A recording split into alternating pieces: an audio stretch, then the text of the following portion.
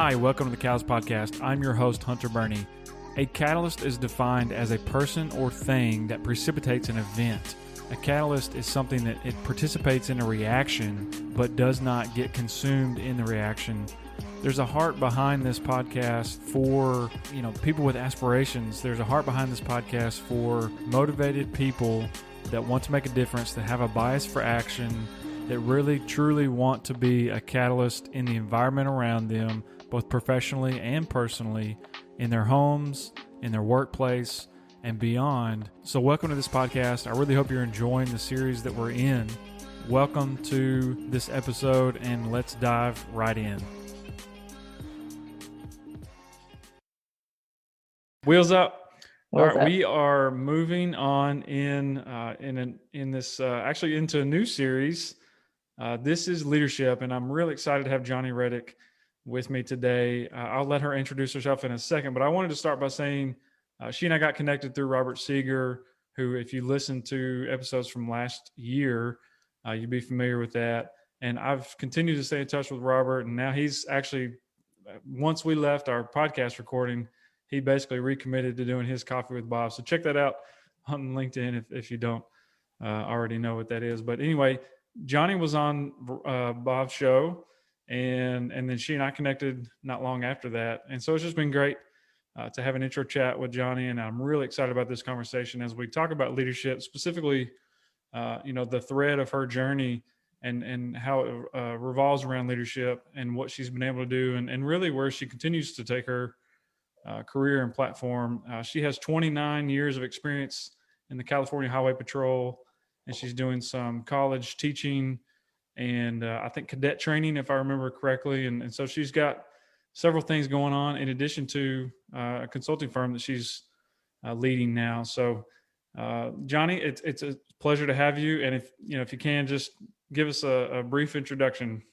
Yeah, no, thank you so much. And yeah, it was a great experience, connecting through Bob. And I love that about him because it's just about connecting people and creating this network for professionals to get together and do the very thing that we're doing and talk about.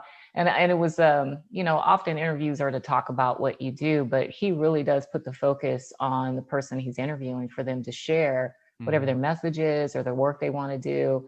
And then he helps to connect you to people to do that. And I think it's beautiful. So thank you for having me. And yes, I retired after 29 years of law enforcement with the California Highway Patrol.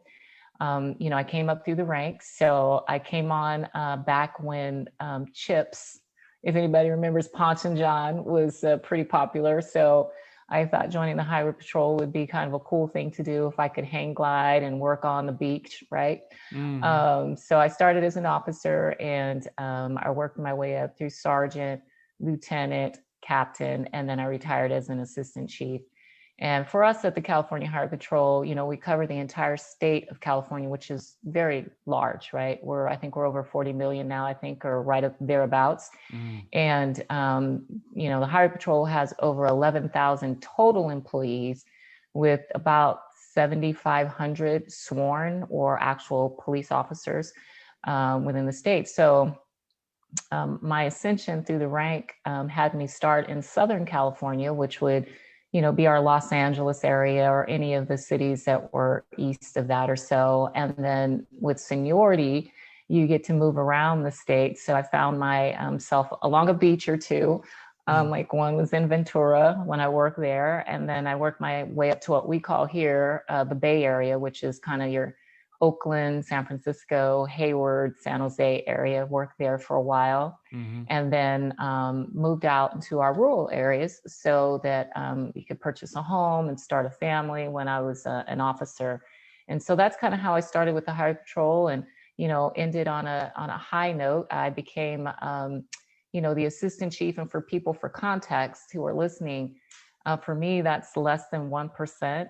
For me as a female in a male profession for my department, but also less than 1% for women executives for policing in the entire country. And we have anywhere from 7 to 900,000, I think, in the United States. So a pretty significant accomplishment I'm pretty proud of. It gave me a unique perspective, completely humbled by it, greatly blessed by it. After I retired, I decided to be an educator. So I on staff at the University of San Diego here in California, where I'm part of adjunct faculty for a graduate program for professionals who are in public safety and law enforcement leadership. And I also adjunct and assist here locally at our community college, where we have a regional academy for law enforcement. And so I teach professionalism, leadership, and ethics there. And, I've always had a passion for, developing leaders, which I did 10, 15, 20 years through my organization. So I decided to go into business and do consulting and coaching. And I do some speaking as well in that field. I think there's no better time than now to build, better leaders for 21st century. So that's a little bit about my professional piece. I'm a mother of, I have two children, two adult children, but I have a blended family in my second marriage. So we have 5 altogether, with all pretty much being young adults. Okay. And I have my first grandchild by my oldest. He's 28 and be 29. He and his wife just had my grandson, Cannon. So he's 2 months old. Yeah. So that's a little bit about me. Are you able to spoil Cannon? Is Cannon close to you? Or they're close, but with COVID and all the restrictions, we just want to be really safe and careful. So I've seen him a couple of times, and when I do it, I'm careful because he was really small, and just don't know enough about the virus. And so now that he's getting a little bit healthier, and he had his 2-month checkup, and he's like doubled his weight. Yeah. I'm sure I'll be able to get to see him here soon. That's exciting. Yeah. Well, I do want to say, that was a great introduction. I appreciate it. Just kind of rewinding a little bit. First off, thank you for your service. Thank you. And just being in law enforcement. A whole different episode if we were to get into the current climate, nationwide. Lots of opinions there, but I do, I think it's fascinating to think about, your journey through law enforcement and being that 1% female leader in a traditionally, male career or I guess world in some regard. But I just wonder, because you obviously exhibit such a heart for teaching and being engaged in that next level. One thing I'd be curious to hear more about is, as you were getting into more senior roles, what was your like training strategy or what kind of programs or anything along those lines do you feel like were critical for the continued development of like your department or your group?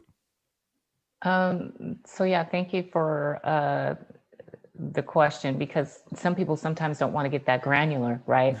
They want to stay out in these big conceptual, ideologies and philosophies.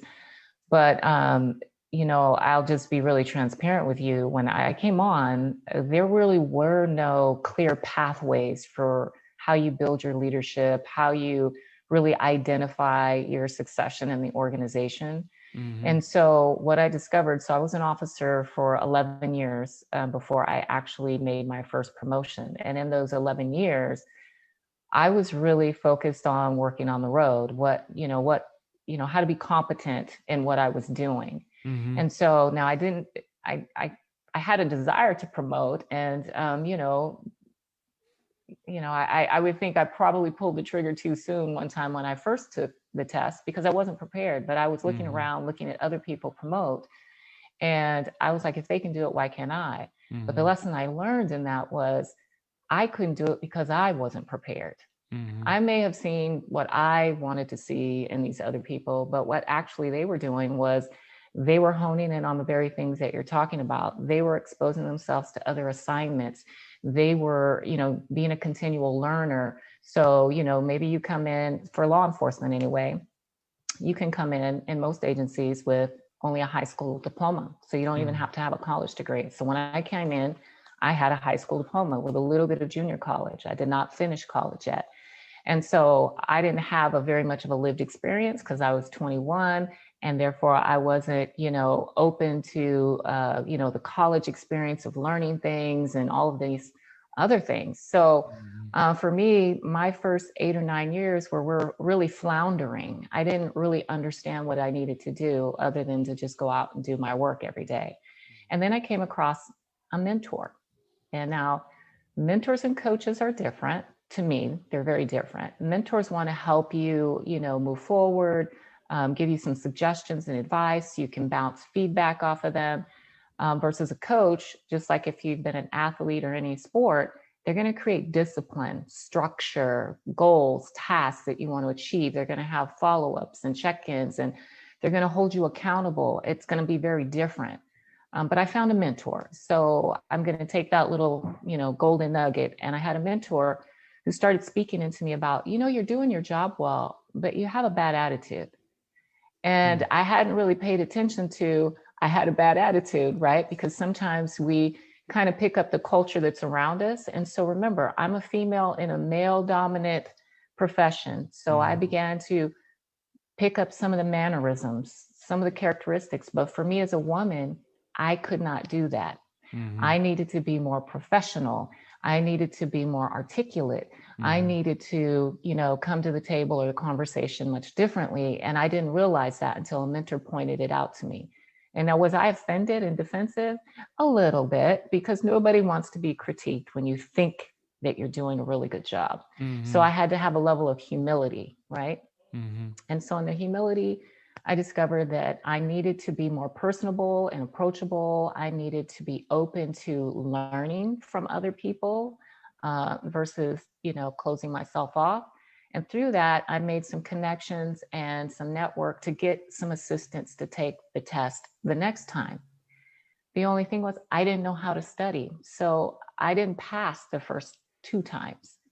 And then somebody showed me how to study and prepare for an exam, because it's a process.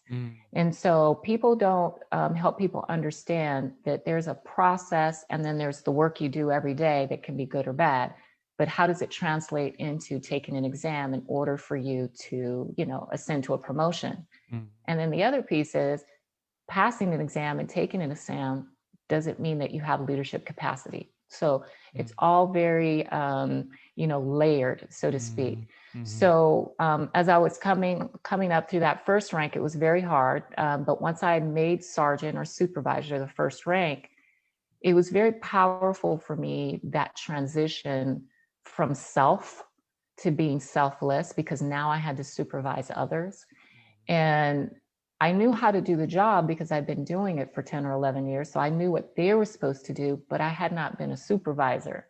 So we get a level of training that they send us to, and you go to get some foundational things in leadership, and now you have to go out and make them applicable.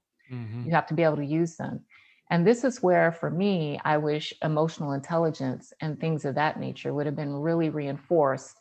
I feel like I had some of that, only I didn't use it all the time, because I always had a default to almost be not micromanaging or authoritarian, but because we're in policing, I felt if I controlled it more, I could keep them safe, I could reduce our civil liability, we can stay in policy.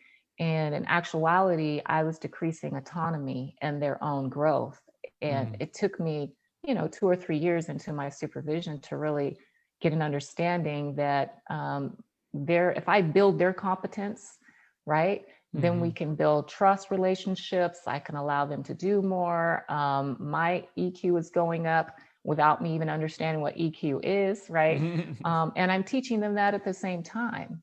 Right. And so the supervisory rank was really good because, it taught me a lot of things. So when I went to management, which is our next rank, I got a little bit smarter on how I prepared. So I found another mentor, because I think people need to remember, whoever your mentor was last year, 5 years ago, or whatever position you were, may not be the right mentor for you for the next season that you're going to go to. So I found a new mentor, somebody that was already where I wanted to go. and had a better system to help me to get there.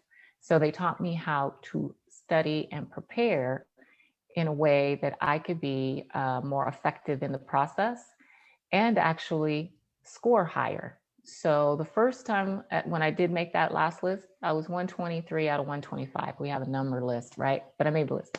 The second time that I tested, I was in the middle of the list. And so that matters because that's how I'm going to get picked up for a position, right? Because now I'm higher up on the list. But then getting picked up for positions became a new challenge because you had to interview for those. And nobody showed me how to interview. And so I needed to be a continual learner again, right? So I had to go back to some fundamental steps to understand what are they looking for in me in management to be a good fit. What are those skills? What is that experience that they want me to bring? And so these were the fundamental things I learned in management. I was in management positions for the rest of my career after lieutenant, because everything after that is pretty much management. But the things I tell people when they're thinking about their career and you're starting off, have vision, have a forecast, and go big, right? And when you go big, a lot of places don't have them, but if they do, use them, like a career development plan or whatever that is that it's called, IDPs for some, but sit down and do one. Do one for yourself, do one with your supervisor, and set out your goals. So on mine, I didn't do it 12 as a sergeant because I never heard of it. Nobody spoke to me about that for 12 years of my career. And studying makes us knowledgeable. And I was like, holy cow, what is this thing? And so I set down my educational goals because remember, I only had a high school degree with a little bit of junior college. So I wanted to finish my bachelor's, I wanted to finish my master's. And then also it talked about where did I want to go in the organization? Well, I wanted to be a sergeant, I wanted to be a lieutenant, I wanted to be a captain, and I wanted to be assistant chief. I went all the way to commissioner, which is our highest level. That was my goals. And you put timelines on them, so that you can try to achieve them. And then what's the learning and training that takes place in order for you to get there? And when I looked back at that after I promoted to assistant chief, and I hadn't dusted that thing off in a long time, I nearly nailed every date that I set for myself, because that thing about, visualization and being very intentional and staying focused and having goals and stay after it, it actually happens. And, that's one thing that I wish I would have known maybe, 10 years into my career. So when people do that and you get your supervisors and your managers into your career development plan, they have to participate now because you've got this written documentation that goes in your personnel file. And when they meet with you annually or quarterly or monthly or whatever it is, it should be about how do we get you there? That was a lot. So yeah, no. I love it. I mean, I think lots of things come up, but I would agree and reinforce what you're saying most recently right there, because I was fortunate enough, my first organization out of college was very structured. Now it was Fortune 500 company that spent a little too much time in a year going through metrics and performance and things like that. So, and the reason I say too much time is because a lot of it was just generic boilerplate stuff. But the parts that were, department specific or role specific, it was nice to have that cadence and that coaching. And I was definitely very fortunate to work for some fantastic managers. But it very early on kind of set the expectation for me that it does help to have that clarity, because particularly when you're earlier in your career, 5 years seems like an eternity away, right? So like, what do you want to do in 5 years? I don't know.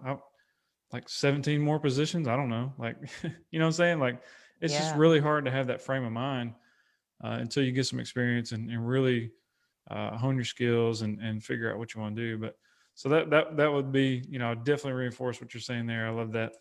The mentoring piece is again, like, that's something that most people may hear in passing.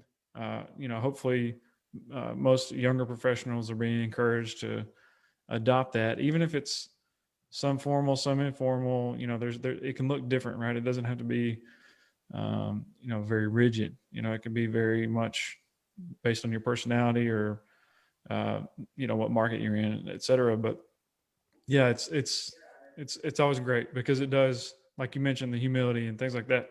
It brings in just some of those attributes that you naturally, when you're just in your own head, uh, turn a blind eye to, I guess, or just You're not, and ignore. sometimes you're not even thinking about it. But, Right. another thing on mentoring and finding somebody, I was also looking around, and sometimes we will wait for somebody to tap us on the shoulder Mm-hmm. and want to mentor us to move us up, because we see it happening around. So we're like, well, they're going to do that to me. Mm-hmm. And I realized I wasn't being tapped on the shoulder, but I knew that I wanted to be more than what I was doing. And I wanted to have influence and I wanted to be a leader in the organization. So I began looking around at people that I liked their leadership, right? And I went to them, and most of them were male because Mm-hmm. they were not coming to me, because there's a lot of different aspects to the dynamics of male and female professional relationships, and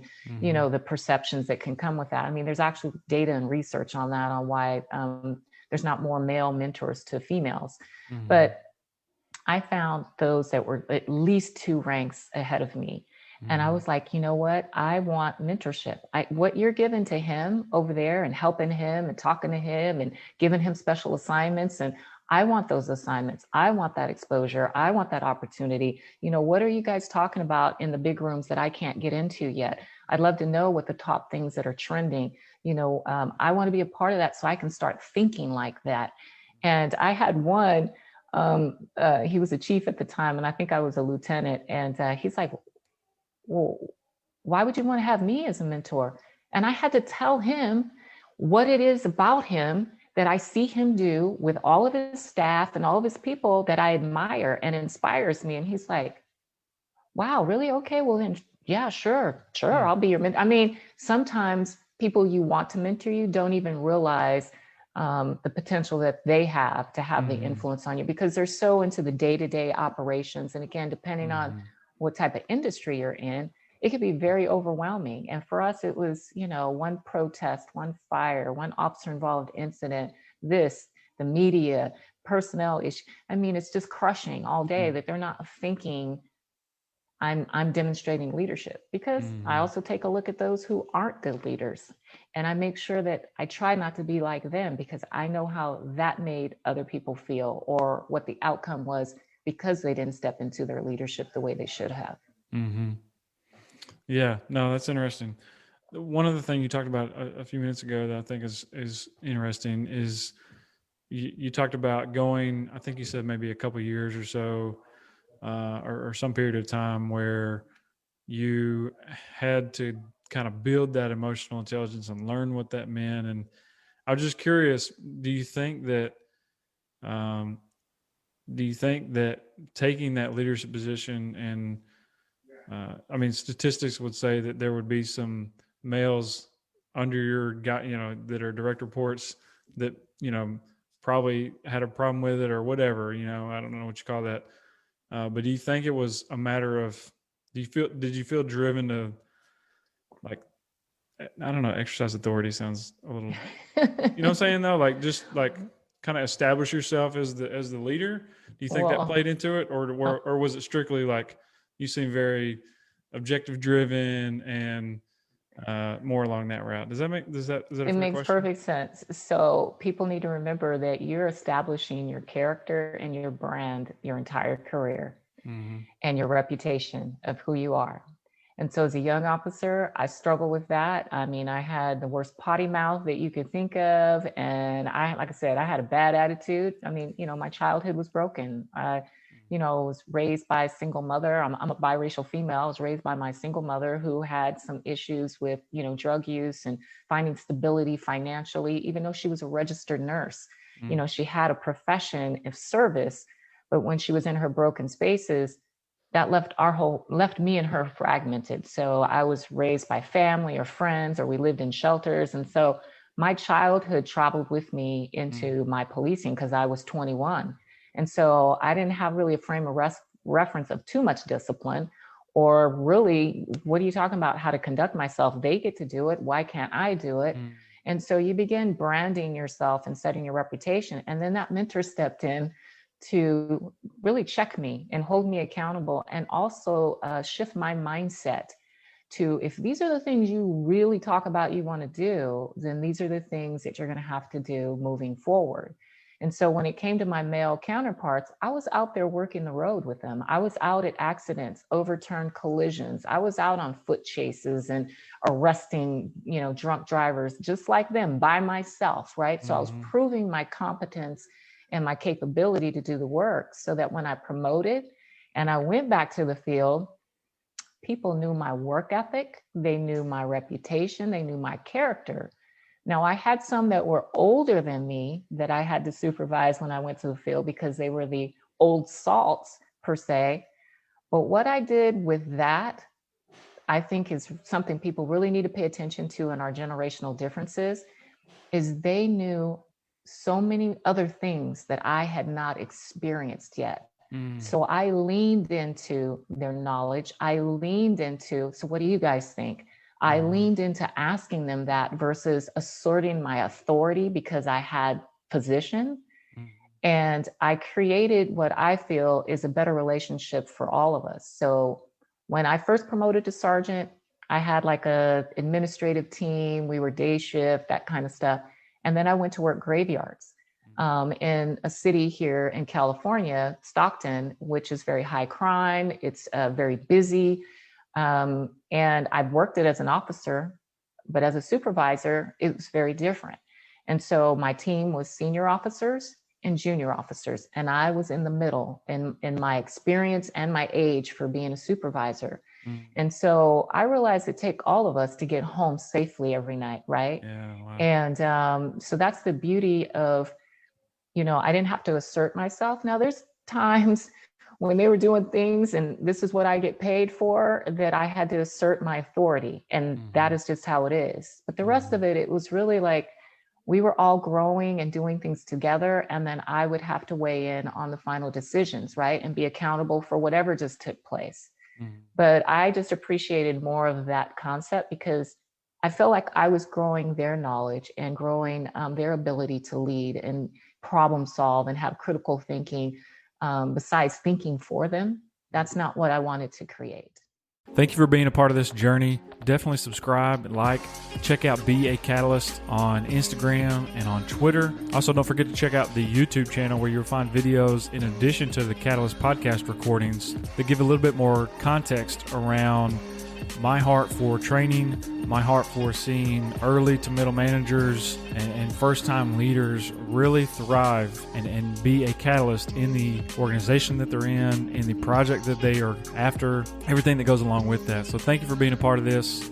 Tune in for the next episode, and remember, be you, be confident, be a catalyst.